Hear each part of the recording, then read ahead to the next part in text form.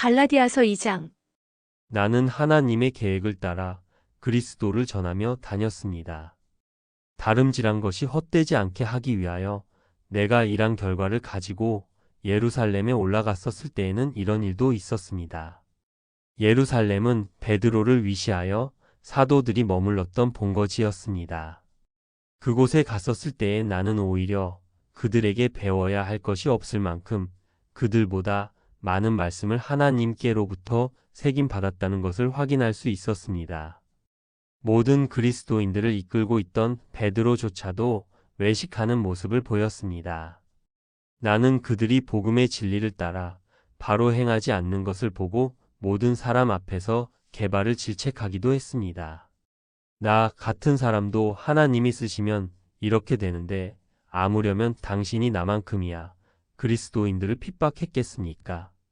당신이 전에 어떤 사람이었든지 신경 쓰지 말고 당신이 가던 길에 더 이상 미련을 갖지 말고 내가 전한 길로 가십시오.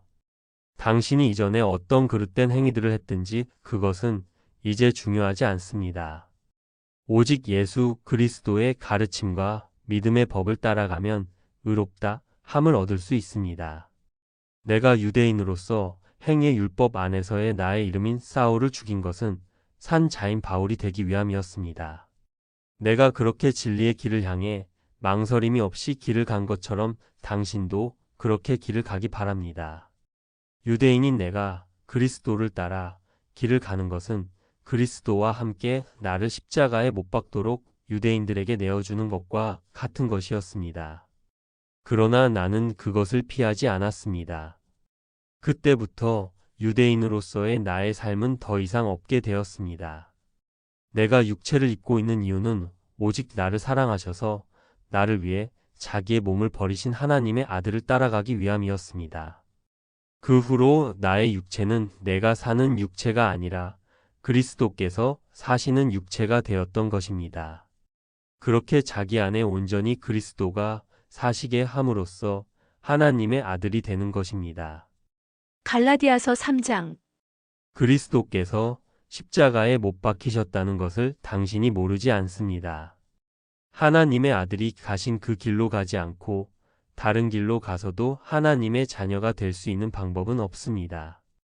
또한 성령의 법으로 인도가 된 것이 세상을 바로 살았기 때문은 아닙니다. 세상에 속한 삶을 살면서 당한 괴로움을 헛된 것으로 만들지 마십시오. 그것이 헛됨으로 당신은 하나님을 믿는 마음으로 하나님을 찾은 것입니다. 그렇게 찾아진 하나님의 자녀가 되는 길을 다시 헛되게 만드는 것은 육체의 생각을 따라가려는 것입니다. 당신에게 성령을 주시고 당신의 마음 가운데서 말씀에 감화가 되게 하신 것은 성경의 말씀을 믿고 따름으로 인한 것입니다. 아브라함은 하나님이 명하시는 말씀을 믿고 따름으로 의인이 되었습니다. 그러므로 당신이 성경에 있는 말씀을 하나님의 말씀으로 믿고 인생들에게 묻지 않고 따라간다면 당신도 아브라함의 후손이 되는 것입니다. 당신이 전에 거하던 곳에는 마음의 율법, 믿음의 율법이 없습니다. 사람의 손으로 만든 장로들의 유전이 있을 뿐입니다. 행위의 율법에 속한 자들은 저주 아래에 있는 것입니다. 행위의 율법인 모세율법에 기록되기를 누구든지 율법책에 기록된 대로 온갖 일을 항상 행하지 아니하는 자는 저주 아래 있는 자라 하였습니다. 그러므로 행위의 율법으로 의인이 되는 것이 인생에게는 유언한 일입니다. 의인은 행위로 되는 것이 아니라 믿음으로 되는 것입니다. 믿음이란 따르기 힘든 말 앞에서 요구되는 마음입니다. 세상에서도 잘 살고 영도 구원을 받는다. 는 말은 세상에 속한 인생에게 더없이 듣기 좋은 말입니다. 그 길이 그리스도와 함께 십자가에 못 박히는 길이 될 수 있겠습니까? 예수님께서는 나를 따라 오려거든 자기를 부인하고 자기 십자가를 지라 하셨습니다. 그들의 말대로라면 모든 것이 자기의 원대로 되는 것인데 그 길에서 어떤 자기를 부인해야 하는 일이 발생이 되겠습니까? 물론 교회법 아래에서나마 당신이 이미 알고 있던 성경의 말씀이 있었기에 당신이 하나님을 알았고 또 하나님을 찾게 되었으니 그것이 당신에게 전혀 도움이 되지 않은 것은 아닙니다.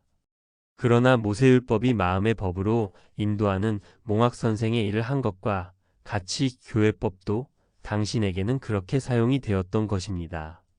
믿음으로 따라가는 법이 당신에게 오기 전에는 행위의 율법 아래 매인바 되었다가 이제 마음의 율법을 만난 것입니다.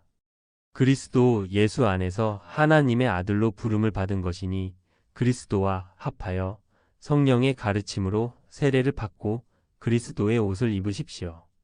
그리스도께서 십자가로 완성하신 성령의 법의 가르침을 믿고 따라가는 자가 되십시오. 당신이 그리스도께 속한 자가 된다면 당신이 곧 아브라함의 자손이며 하나님의 약속대로 믿음의 조상들의 유업을 이을 자가 되는 것입니다. 갈라디아서 4장. 유업을 이을 자는 유업으로 주신 모든 것에 대하여 주인이 됩니다. 하지만 당신이 당장 주인의 마인드를 가지게 될 수는 없습니다. 유업이 정해지기 전까지는 종과 다름없이 지내는 것이 합당합니다. 아버지의 산업에 관하여 가르치며 돕는 자가 있습니다. 그는 이미 유업을 받아 자기의 일을 하고 있는 자입니다. 그 아래에서 일을 배워야 합니다. 당신이 안다고 하는 세상이나 말씀에 대한 지식은 초등학문 수준에 불과합니다. 세상이 만들어준 모든 생각과 기준들을 내려놓고 그것에 종노릇하지 않는 것부터 해야 합니다. 하나님께서 그 아들이 보좌에 앉아있는 성령의 법을 세상에 나타내셨습니다. 성령의 법을 회복하신 것은 사람의 손으로 만든 율법 아래 매인 자들을 속량하시고자 함입니다. 그들로 하여금 하나님의 아들의 이름을 갖게 하시려는 것입니다. 우리를 아들로 삼고 싶어 하시기 때문에 하나님께서 그 아들의 영이 앉아있는 성령의 법을 회복하신 것입니다. 서신에는 말세 혹은 마지막 날이라는 말이 많이 나옵니다. 말세란 세대의 끝입니다. 그리고 세대의 끝이라는 말은 인생 중에 하나님의 공의가 사라질 무렵을 말합니다. 지금이 그때입니다. 세상은 하나님이 아들을 얻으시기 위하여 펼치신 공간입니다. 그런데 그 안에서 인생들이 아들이 될 수 있는 길이 완전히 닫혀버렸습니다. 그러면 그 세상이 유지되어야 하는 이유가 상실된 것입니다. 이런 상황이 곧 세상의 마지막 때인 것입니다. 그리스도께서는 그렇게 마지막 때에 다시 오신다고 하였고 예수님의 때에는 공의 실현을 위하여 육신을 입고 오셨으나 이미 공의 실현을 하신 뒤이므로 이제는 말씀으로 다시 오신 것입니다. 물론 이 세대에 회복하신 성령의 법이 다시 인생 중에서 사라지게 되는 때가 온다면 그때가 또한 말세입니다. 계시록에는 마지막 날에 흰 보좌에서 심판을 하신다 는 말씀이 있습니다. 희다는 말은 거룩하다는 말이고 거룩하다는 것은 깨끗하다는 말입니다. 세상에 속한 것이 전혀 없는 상태를 말하는 것입니다. 마음의 법인 성령의 법은 하나님이 분별하시는 선과 악을 분별하게 하여 마음에 있는 악을 지워내게 하는 가르침입니다. 그래서 처음 성령의 법을 대하면 사람의 마음 안에서 자기가 자기를 심판하는 심판이 일어납니다. 그때 성령의 법을 거절하면 스스로 악인으로 판결을 하는 것입니다. 육신은 여전히 살아있으나 영은 죽은 것이 분명해진 것이므로 그는 이미 죽은 것과 다름없는 상태가 됩니다. 반면 성령의 법을 받아들인 자는 그 법으로 구분하는 선을 따라 길을 가게 되는데 그 길의 끝 역시 죽음입니다. 그러나 그 죽음은 겉 사람으로서의 자기만 죽이는 것이며 속사람인 자기는 죽음을 보지 않게 됩니다. 그리고 거룩한 보좌가 있는 성령의 법을 온전히 따라가게 되면 아들이라는 이름을 갖게 됩니다. 그것이 곧 흰 돌에 자기의 이름이 새겨지는 것입니다. 그리고는 하나님의 유업으로 성령의 법을 손에 들고 다니면서 사람들의 마음을 성령의 법으로 심판하며 세상을 다니게 되는 것입니다. 재판자의 보좌에 앉아 계신 아들처럼 우리도 그 아들이 되는 것입니다. 그때부터는 종이 아니라 아들이 되는 것입니다. 그 아들이 될 때까지 먼저 된 자에게 가르침을 받으면서 길을 가는 것입니다. 이전에 당신은 성경을 읽으면서도 이러한 하나님의 뜻을 알지 못했으므로 본질적으로 하나님과 관계없는 자들에게 종노릇을 하면서 지냈습니다. 그러나 이제는 당신도 하나님도 피차간에 아는 상태가 되었습니다. 더 이상 하나님을 알게 되기 이전까지 몽학 선생의 역할을 하는 초등학문의 종으로 살지 말아야 합니다. 말씀으로 변화되어 아들의 모습으로 살아가는 형제가 되기를 바랍니다. 가르침을 받을 때에만 영적인 질서를 따라 가는 것일 뿐 당신과 하나님의 1대1의 관계 안에서 길을 가는 것입니다. 당신은 마치 이삭과도 같습니다. 아무도 나아질 희망이 없는 이 세대 중에 나아진 자이기 때문입니다. 이삭은 자기보다 먼저 난 자에게 핍박을 받았습니다. 그는 하나님의 언약으로 나아진 자가 아니라 인생이 임의로 낳은 자였습니다. 이 세대의 마지막에 거하는 인생 중에 성령의 법으로 나아진 자는 없습니다. 그러나 당신은 성령으로 나아진 것입니다. 그러므로 먼저 성령이 아닌 육체로 나아진 그들이 당신을 핍박하는 것은 정해진 이치입니다. 그들이 보지 못했기 때문에 이 길로 가지 않는 것은 아닐까? 하는 생각이 든다면 당신이 본 말씀을 가지고 당신이 생각하기에 가장 신실한 믿음을 가졌다고 생각이 되는 자에게로 가서 하나님의 언약이 들어있는 성령의 법을 보여 보십시오. 머리로는 인정을 하지만 마음으로는 받아들이지 않는 것을 볼 수 있습니다. 그것은 인정하지 않는 것이 아니라 인정하지 못하는 것입니다. 하나님의 선택이 없이 성령의 법을 마음에 받아들일 수는 없는 것이기 때문입니다. 그 경험을 당신이 언약의 아들로 삼아진 증거로 삼으면 될 것입니다. 성경에 말씀하시기를 계집종과 그 아들을 내어 쫓으라.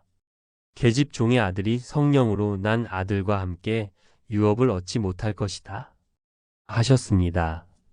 당신의 마음에서 언약 없는 계집종의 아들의 마인드를 서둘러 지워내기 바랍니다. 갈라디아서 5장. 그리스도께서는 우리로 하여금 세상에 속한 것들로부터 자유하게 하시려고 자유하게 하는 율법을 주셨습니다. 마음의 율법을 따라가서 세상과 인생을 이해하여 다시는 종의 멍에를 매지 마십시오.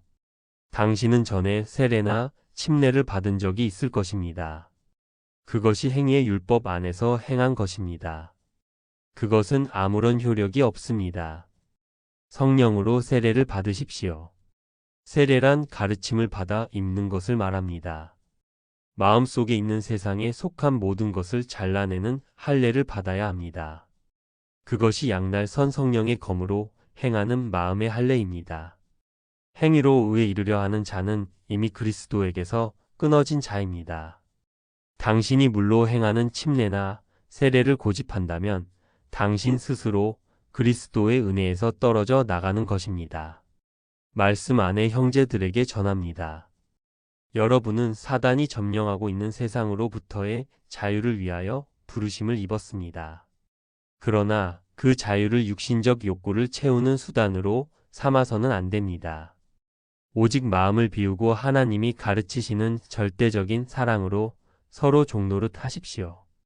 모든 율법은 내 이웃 사랑하기를 내 몸같이 하라. 하신 그 말씀을 따르는 것으로 다 이루어지는 것입니다. 예수님께서 그 본을 보이셨습니다. 친구를 위하여 목숨을 내어주면 그에서 더한 사랑이 없다고 하셨습니다. 당신과 길을 같이 가는 그를 위하여 당신의 목숨을 내어주겠다는 마음을 가지게 된다면 당신의 마음은 이미 율법의 목적에 합한 상태이므로 하나님의 아들인 것입니다. 그러나 사람을 보고 목숨을 내어주는 것이 아닙니다. 하나님을 사랑하고 또 이웃을 사랑하라고 가르치셨습니다. 하나님을 사랑하여 하나님께 자기의 목숨을 내어드리면 산제사 드리면 더 이상 자기는 없습니다. 그리고 그런 자에게 나머지 삶이란 하나님의 일꾼으로 살아가는 것이 전부입니다. 하나님의 일꾼이 해야 하는 일은 이웃이나 친구로 일컬어지는 나중된 자를 위한 삶을 사는 것입니다. 하나님께 산제사를 드린 자에게 있어서 나중된 자는 삶 전체가 걸려있는 대상이므로 그를 위하여 목숨을 내어주면 그것이 곧 하나님께 목숨을 완전히 드리는 것이며 율법을 완전히 지키는 것입니다.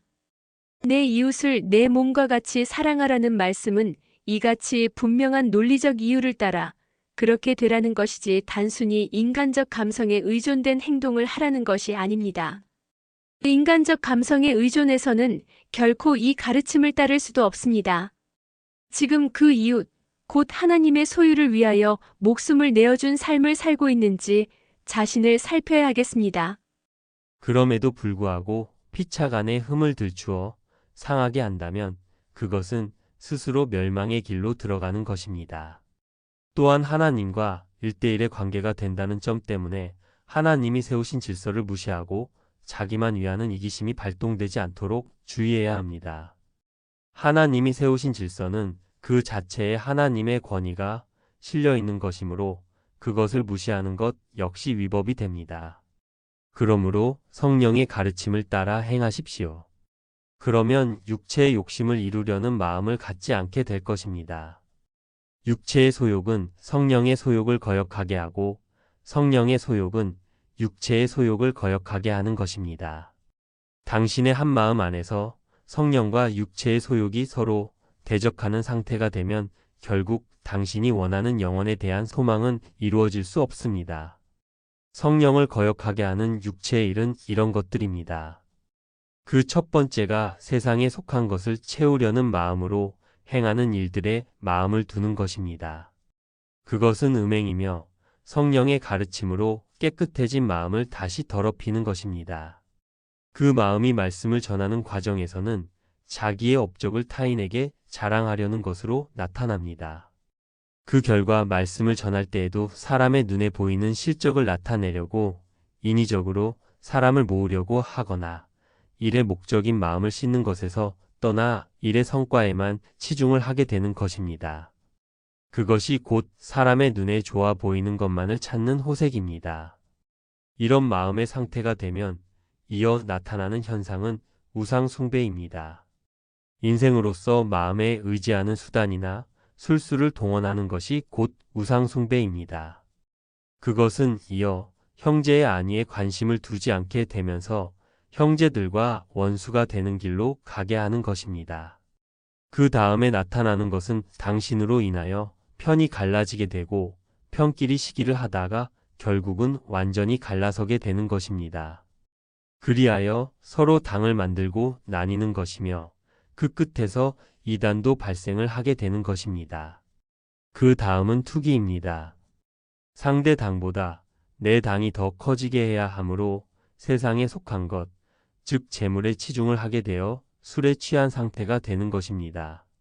그 끝은 마치 탕자같이 받아가진 말씀을 모두 탕진하고 돼지의 여물이나 먹고 사는 오늘날 그리스도교의 현실과 같이 되는 것입니다.